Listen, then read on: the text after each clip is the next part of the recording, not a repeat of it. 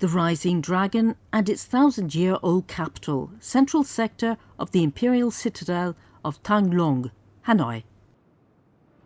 This is Hanoi, the capital city of Vietnam. The city has over 6,450,000 people and is the cultural and political center of Vietnam. Remains of an imperial capital called Thang Long Royal Citadel are found in the center of the city. It was a capital city of the Ly Dynasty, the first dynasty of Vietnam, founded by Ly Viet Dynasty.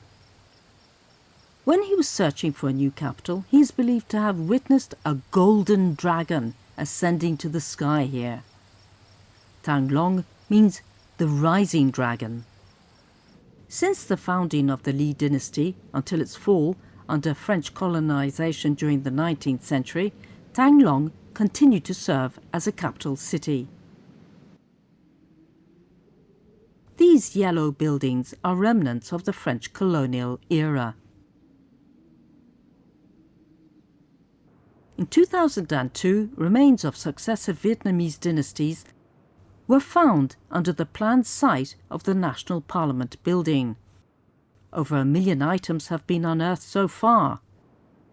This biscuit-fired dragon ornament was used as roof decoration. It was used over 800 years ago to adorn the palace building. Further excavations revealed new treasures. This one shows the stratum of palace remains. Successive dynasties built their palaces over former dynasty palaces.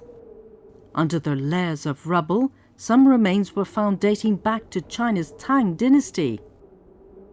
This is a remnant of a Tang military facility, known as the Protectorate of the Pacific East in Annan. Bricks unearthed here has the name of the Tang army which garrisoned here. The location of the Annan Protectorate remained unknown for a long time but was finally identified. Một cái môi trường rất là mát mẻ của xứ nhiệt đới. Nó thuận lợi cho cái hệ thống tiêu nước và thoát nước.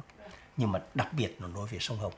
Thì từ sông Hồng ấy, thì có thể là giao thông thủy bộ đấy với tất cả mọi miền của đất nước. Nhưng mà đây là cái nơi mà quy tụ các cái tài năng của các phương triều, của các quan lại các cấp. Thang Long, the city with over 1,000 years of history, continues to carve its own path towards the future.